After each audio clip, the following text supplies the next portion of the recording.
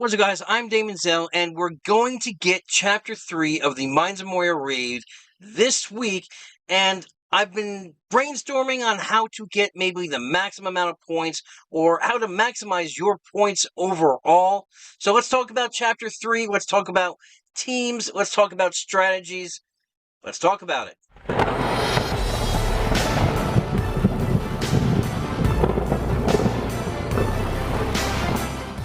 Alright, so they gave us this information this past week, and I wasn't able to make a video on it earlier because I've just been busy at work and everything else. All excuses aside, let's talk about what's going on for Chapter 3. So, we know it's going to be launched on September 12th, so if you lined up your raids correctly through your cooldowns and everything else, you should be able to jump right into this chapter, as long as you are securing the points needed to get that 17 million points to progress to the next chapter. So hopefully you guys have gotten that, you're able to unlock Chapter 3 and move right in. So, there's going to be some changes here. It's a gauntlet, right? We're going to run through a gauntlet. There's not going to be that much RNG. There's no single character we have to worry about. So, how is the point system going to be working? Well, you're going to gain 400 points per living ally at the start of every ally's turn. Now, so that's 400 points per turn. So that's 2,000 points you're getting every rotation of your turns. Right? As long as you guys are keeping your characters up. You're going to gain 600 points whenever an ally blocks an attack. So obviously tanks are going to be welcomed in this. You're going to get 600 points whenever an ally evades an attack. So Nimble is going to come in clutch here. And you're going to get 10 points for each health percentage healed on an ally. So we're getting points everywhere. So that's why Elves are going to be our first team, and we're going to get into teams. I'm going to bring up the game, we're going to look at the characters, we're going to talk about that, but obviously, yes, Elves are going to be wicked good here, and let's move on to what they say here. So, we're going to get the same characters, enemies, that we had in Chapter 1, minus the Bomber. The Bomber's not going to show here, so we know what they do, right? We got the Firestarter, we got the War Guard, the Shadow Seer, the Mangler, Skull Crusher, we all hate the Skull Crusher, and the War Drummer. So, yes, what you've learned in Chapter 1 will serve you well here. Now, the only problem with this is that they all have different abilities, and I think I'm skipping ahead here, but they all have Unbreakable. No, it's right here, See, on spawn, they're going to gain 1 second of Unbreakable. Okay, so obviously you're not going to one-shot kill these guys. So, there's going to be a few new kind of raid bonus effects. They're calling the player effects. These are new banes that are going to be put on you. So on their turn, they're going to inflict marked for 3 turns, and they're going to call random ally to assist. So they're going to mark one of your characters, and they're going to tag team them for 3 turns. If the enemy was already marked, they're going to gain, they're going to inflict 1 stack of captured, and at the end of the turn, they're gonna gain 1% turn meter for each enemy, and each stack of captured on all enemies. So it's gonna go faster and faster and faster. And on death, they're gonna summon 1 random Moria Orc. So when you kill them, another one's gonna take its place. Obviously, we saw this in Chapter 1. So what are the bonus player effects? Well, I'm glad you asked. It is captured and marked. So what do we do with it? Marked is going to basically throw a taunt on your character. Whether you want it or not, you're going to have it. They're all going to focus in on that character. Captured, well, when a character is inflicted with 10 or more stacks of captured, they're automatically going to be dealt a fatal blow. It's going to kill them, it's going to wipe them off. Now, what can you do about these? Well, there's a few ways around this. Obviously, Nimble, right? You're going to dodge, you're going to evade attack, and that's you're going to evade that mark. You're going to evade that fatal blow. Cleanse. Cleanse is going to get rid of all of these boons. Taunt and Provoke is going to remove the captured tag. There's a few different ways we can go about this. Now, obviously here, this is the same thing we had before. But, Hemiflace answered a few questions. Yes, capture mark can be cleansed, and yes, revives can resurrect a character dealt a fatal blow. So, of course, that's only for the Elves, because Elrond is the only character in the game currently with a resurrect or revive. Yes, the assisting orc will apply a stack of captured if the target is marked. So if they mark you and they pull an assistant, yes, you're going to get a stack of captured on you. So any method of healing counts. So healing from any source will give points as long as the character you're healing is not already at full health. So that means characters with the shared passive like Haradrim. That's going to work. Any of the mass, Naramiri, Pippin, any of your main source healing, that's going to work. Also, like with the Isengard team, that's going to work because when you are attacking them without a Bane, they get that shared healing. So that's going to work. So any form of healing is going to get you those points. So that's going to work out very well for team composition. Let's see here. Question 1. Your character needs to have lost health to then earn points for the healing them. You won't get points for overhealing characters. Obviously, we just went over that. And summon units will count as allies. Therefore, keeping them alive nets you 4,000 points per alive ally. So yeah, Nuraz, right? Nuraz is going to bring in that troll. It's going to give you an additional 400 points when it comes around to his turn, as long as you keep him alive. This also means Éowyn, when he summons his friend, that's going to get you 400 points as well. So, how do we go about this? What is our strategy? Let's bring up the game and look at some of these teams here. Okay, obviously, let's go right into the Elven team. So, yes, that's going to be your best bet. So, Rivendell is going to be the king of this round. We're going to get Nimbles from Arwen. We're going to get healing from Elrond. We're going to get cleanses. We're going to get a lot of different things here. Working in tandem with this group, it's going to be the best outcome for this this chapter, I believe. But that's not discounting other teams that are going to do well. So, and if you have Eladin's, AoE maxed out, basically he's going to have provoke every single turn. That's going to come in handy. So what other teams out there will do well? Now, I did say before Haradrim, so let's bring up the Haradrim. Obviously, mine is not built up that much. Like I said, I'm suffering from character XP drought. Still farming up these stars and their abilities. I just don't have the ability material to spread around. But the Haradrim themselves, excuse me, it's good team composition for the raid. They have AoE damage. They have single target to bring some of the orcs down after you get rid of the unbreakable. They also have Wabute and Robel, which will give turn meter. So turn meter will help out tremendously in this, because obviously if your turn comes faster, plus we also got haste from Tibid. If your turn comes faster, you're going to get another 400 points.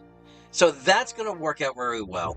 And healing is, obviously the healing is not the best. We got, Tibid gives a good amount of healing, and we do have that passive from Wabute. And obviously they all share the passive. As soon as my game wants to load it up and show us, that would be wonderful. Alright, Warrior's Pride, here we go.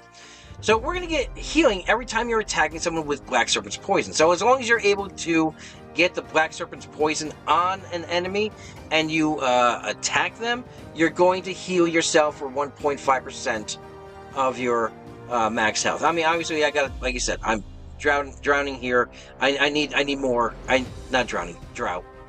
I need more, and this is my main bottleneck to raising a lot of these skills.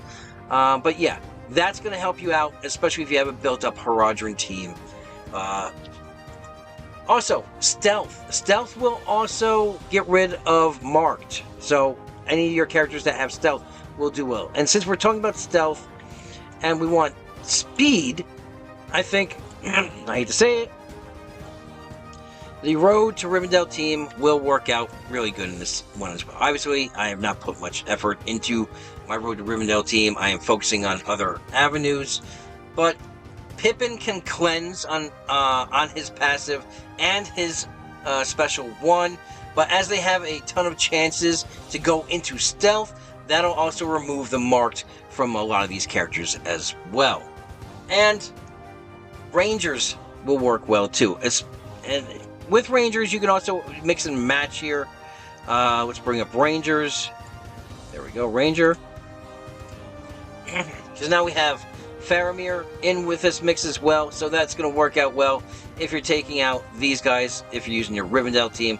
So, yeah, we're going to have to use a mix and match kind of route about it. So, we haven't seen what they can do in action, but with the stealth and Halberd having healing and tanking abilities, that this team should do well, I think, as well, in this chapter. Alright, so we know that fast characters are going to do well. We know that tanks are going to do well for the provoke, because we need that to get rid of March. We know that stealth is going to be a big factor. Healing is going to be a factor. So basically, everything is going to work well with whatever combination you're doing. But what other teams are out there? Well, let's take a look at Isengard, right? Because we're going to get that off healing from Dunher, right? No, it was Ugluk's leadership ability, right? Come on, computer. There we go. Okay, I am Ugluk. Alright, so when an Isengard squad member inflicts a Bane, heal all squad members for 2.5% of their max health. Isengard members, so we're going to get unconventional all-round healing with regular hits here. You're going to get healing from Dunher with his special 2. You're going to get bleeds, which will work well. You don't really have a cleanse, though, right? Well, Morza, I believe does he cleanse? I know he throws expose on others, and he gets rid of boons on the enemy, but I don't think he also cleanse as well. Yeah, no, he doesn't cleanse. Yeah, so they are lacking a cleanse for this team, but they have a provoke. They have healing. They don't have stealth. And the other thing is that they are slow. So it could be a good 4th or 5th team, depending on how you have them leveled up. Same thing with Mordor. You got a lot of AoE damage, which is good, because you can, remember, you're going to get points for killing them as well, right? So you can AoE them all down. Also, to get rid of marked, if you kill the orc that put the mark on the character, so in other words, if, say, the orc Skull Crusher puts a marked on Maher, or a capture on Maher. So basically what you're going to do is, you have to kill him with Maher. So it's going to be a little bit more tactician-style play. So if I kill him with Azrak, right, it's not going to remove that Bane from Maher. Maher actually has to deal the killing blow. So if you're going to AoE them all down with get rid of that Unbreakable, then you can pick and choose which characters kill which characters to remove those Banes. Another unconventional team that I was thinking of, and bear with me now, because this is just kind of theory crafting, because I do not have them leveled up. The Goblin team, I think, could do well in Chapter 3. And the reason for this is when they each die, they summon another version of themselves, a smaller version of themselves. They grant themselves turn meter on that summon, so they're going to take that turn faster. In fact, one of these characters, let's see, Goldberg gives AoE damage. You're going to get healing from Chef. Grimpa's going to give you that provoke to get rid of that mark. They don't have a cleanse, but like I said, you're going to get an all-round type. When they die, they're going to bring back another character. Yeah, this is the one right here. X marks the spot. You're going to get turn meter. Let's see. This is the passive, right? Yeah. It's just going to keep gaining turn meter. So anything with turn meter is going to do well in this. The Rohan team also, I think, should do pretty good here. Especially with the assists. You got the AoE. You got the summon from Aylmer here. For those other 2 spots, who would you fill in there? I'm not really sure. I'd have to play around with it. If I'm not running Road to Rivendell, I could put Strider in there. I could put, if I'm not running Mordor, I could put Ironhide in there. So it's going to be, like I said, we're just going to see this week. So we're going to have hands-on experience with it, and we're not going to get the Chapter 4 until October. So we're going to have, a couple weeks to play with it before the next chapter to maximize our points. And I'm going to do this raid a few times, and then I'm going to probably make another video on it with my experience, because it's just theory crafting right now going forward.